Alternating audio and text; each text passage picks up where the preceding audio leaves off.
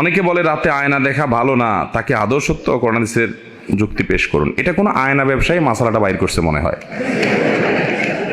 ভাঙা আয়নায় মুখ দেখলে ক্ষতি হবে, যাতে করে আয়নাটা ফেলা দিয়ে আরেকটা নতুন কিনে, এরকম কোনো কুমতলবে কোনো আয়নার দোকানদার এরকম মাসালাটা সালা বাইর করছে মনে হয়। কোরআন হাদিসে এরকম কোনো কথা নাই যে ভাঙা আয়না মুখ দেখলে সমস্যা হবে অথবা রাতের বেলা আয়না দেখলে অসুবিধা হবে। আমি মাঝে মধ্যে চিন্তা করি কিছু কিছু বানোয়াট মাসালা আমাদের সমাজে কোত্থেকে আসলো। মনে হয় কোনো মুরব্বীরা ভালো উদ্দেশ্যে হাদিসগুলো বানাইছে। উদ্দেশ্য যদি ভালো হয় হাদিস বানানো জায়েজ হবে? মান কাযিবা আলাইয়া মুতাআম্মিদান ফালিয়াতাবাওয়া মাকআদাহু মিনান নার। নবীজি বলেছেন, আমার নামে কেউ যদি মিথ্যা কথা বলে, ইসলাম বলে নাই সে নিজে থেকে বানায় বলল, সে যেন জাহান্নামের টিকেটের রিজার্ভেশন করে নিল। এরকম ভয়ঙ্কর একটা ব্যাপার। তো আমাদের দেশে দেখা যায় যে ওরকম অনেক কথা আছে। ধরেন একটা আছে রাতের নখ কাটা ঠিক না, শুনছেন আপনারা? ভাঙা আয়না মুখ দেখা ঠিক না, ভাঙা প্লেটে খানা খাওয়া ঠিক না, রাতের বেলায় বা প্লেটের পানি বাহিরে ফেলানো ঠিক না। এসব ঠিক না ঠিক না ঠিক না যে বলছে, হাদিস কোরআনে কোথাও এটারে নিষেধ করে না, কিন্তু এই ঠিক না আসলো কোত্থেকে? আমি চিন্তা করে মাঝে মধ্যে এটার উত্তর পাই। আমার কাছে মনে হয়, আমার ভেতর থেকে উত্তর আসে এটা যে মনে হয় কোনো সময় মুরব্বীরা মনে করছে রাতের বেলায় পোলাপান নখ কাটতে গিয়ে অন্ধকারের মধ্যে আগে যোগে আপনার বিদ্যুৎ ছিল না, আপনার হারিকেন মোমবাতি বা চেরাগের লাইটে নিবু নিবু লাইটে নখ কাটতে গিয়ে আঙ্গুল কেটে ফেলতে পারে পোলাপান, এই জন্য মাসালা বাইর করছে রাতে নখ কাটা ঠিক না। বুঝতে পারছেন? তারপরে যায় আপনার রাতে যদি পানি ফেলেতে যায়, তো এখন তো আর ফকফকা লাইট তখন ছিল না, অন্ধকার ছিল সব, দেখা গেল কেউ আসতেছে তার গায়ে পানি পড়তে পারে, এই জন্য একটা মাসালা বাইর করে দিল যে রাতে পানি ফেলানো ঠিক না। এই যত ঠিক না আছে এগুলো সব সৎ উদ্দেশ্যে হাদিসগুলো বানাইছে হয়তো কেউ বা কারা, কিন্তু এগুলো কোরআন হাদিসে এই যেগুলো বললাম এগুলো নাই। এগুলো আমাদের সাবধান থাকতে। হ্যাঁ, ভাঙা প্লেটে আপনি খাবেন না, সেটা হয়তো এই কারণে হতে পারে যে ভাঙা জায়গাতে জীবাণু থাকতে পারে, পরিষ্কার ভালো করে হবে না, এই জন্য আপনি না খাইতে পারেন, সেটা স্বাস্থ্যগত বিষয়। শরীয়তের কোনো সে এখানে নাই, নিষেধ করে নাই। এখন কোনো প্লেটের দোকানদার যদি ফতোয়া বানাই দেয় যে ভাঙা প্লেটে খাবেন না, ওইটা ফালে দিয়ে নতুন আরেকটা কিনবেন, তাহলে এটা তো ধান্দা হবে, বদমতলব হবে। বিধায় সমস্ত কথা কোরআন হাদিস দ্বারা প্রমাণিত নয়। গ্রামাঞ্চলের অধিকাংশ মসজিদের ইমাম খতিবের বেতন একেবারেই কম, এক্ষেত্রে এলাকাবাসী গুনাহগার হবে কিনা, এবং গ্রামের একজন মুয়াজ্জিন ইমাম ও খতিবের সাধারণ বেতন স্কেল কত হওয়া উচিত? উপযুক্ত বেতন দিতে না পারলে কমিটির করণীয় কি? এছাড়া মসজিদ কমিটি তাদের সাথে কেমন ব্যবহার করলে গুনাহগার হবে? অনেকগুলো প্রশ্ন একসাথে করে ফেলছেন। এ বিষয়ে জবাব দেওয়ার আগে বলতে চাই, কদিন আগে একটা ভিডিও ফুটেজ দেখছি আমি, আপনারা কেউ কেউ দেখছেন কিনা জানি না। ইন্ডিয়ার একজন আলেম, ভারতের একজন আলেম, উনি এরকম কোন এক মাহফিলে বক্তব্য দিচ্ছেন স্টেজে, পাশে মসজিদের ইমাম সাহেব ছিল এলাকার। তো এই ইমাম সাহেবকে জিজ্ঞেস করতেছে, আপনি কি এলাকার ইমাম? বলে হ্যাঁ। বলেন যে বেতন কত? তো ইমাম সাহেব বলে 5,000। তখন ওই আলেম সাহেব বললেন, নামাজ হবে না একটারও। আপনার বেতন যদি 5,000 দেয় তাহলে এগুলো একটারও নামাজ হবে না, কারণ 5,000 দিয়ে বেচারা কি করবে, কেমনে চলবে? ইমাম মুয়াজ্জিনদেরকে সম্মানজনকভাবে চলার মতো সম্মানী এটার ব্যবস্থা করা মসজিদ কর্তৃপক্ষের দায়িত্ব। আমরা অনেক সময় মনে করি ইমাম মুয়াজ্জিনরা আমাদের দয়ার ভিখারি হয়ে থাকবে, কাঙ্গাল হয়ে থাকবে। এটা খুবই লজ্জার কথা ভাই।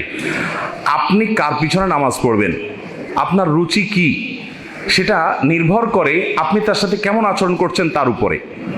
আপনি যদি ইমামকে চাকরের মতো ট্রিট করেন, আপনি যদি মনে করেন আপনার ইমাম কাঙ্গাল হয়ে থাকবে, গরিব হয়ে থাকবে, অভাবী হয়ে থাকবে, ভিখারি হয়ে থাকবে, আপনার কাছে হাত বাড়াবে, আপনার দিকে চেয়ে থাকবে, তাহলে তো আপনি একজন চাকর, যাকে আপনি চাকর হিসাবে ট্রিট করতেছেন, আপনি চাকরের পিছনে নামাজ পড়তেছেন, আপনার নামাজ নিয়ে তো টানাটানি হতে পারে।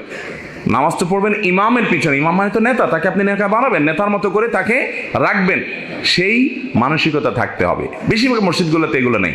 অনেক মসজিদের ইমাম সাহেবরা আমাদের কাছে প্রশ্ন দেন, ভাই ঈদের সময় মুসল্লিদের কাছ থেকে টাকা উঠানো, ইমাম মুয়াজ্জিনদের ঈদ উপলক্ষে বোনাস দিব এটা বলে, রমজানে ইমাম মুয়াজ্জিনদের জন্য টাকা তোলা হয়, বিভিন্ন সময় টাকা তোলা হয়, তাদের বেতনের কথা বলে, বোনাসের কথা বলে, বেশি টাকা উঠলে কমিটির লোকেরা তাদেরকে হালকা পাতলা কিছু দিয়ে বাকিটা মসজিদে রেখে দেয়।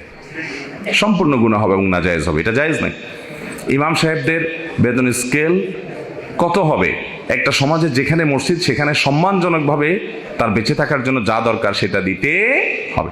অনেক মসজিদের কমিটি আছে, আমি ব্যক্তিগতভাবে চিনি, জানি, বলছি ভাই বেতন এত কম কেন? বলে যে না, একটু দোয়া দুরুদ আছে না, তাদের একটু দোয়া দুরুদ আছে না, ওইটা দিয়ে তাদের পোষায় যায়।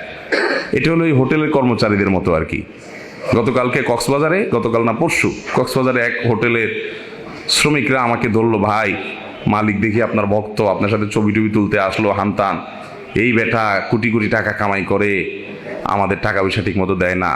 এক শেফ এসে বললো, ভাই আমি শেফ, শেফের বেতন কেউ আটকায়? এ ভদ্রলোক আমার বেতনও ঠিক মতো দেয় না, ঘুরায় আমারে, একটু কিছু বলেন। তো আমি বললাম ঠিক আছে, আমি তাকে বলবো, তার নাম্বার নিয়ে নিয়েছি, তাকে আমি নাসিহা করবো আল্লাহর জন্য, কিন্তু ঠিক মতো দেয় না। কেন দেয় না? হোটেলে কর্মচারী বেতন না দেওয়ার কারণ হচ্ছে ও তো টিপস পায়, এই জন্য বেতন না দিলেও চলে, ফাও, ঠিক না?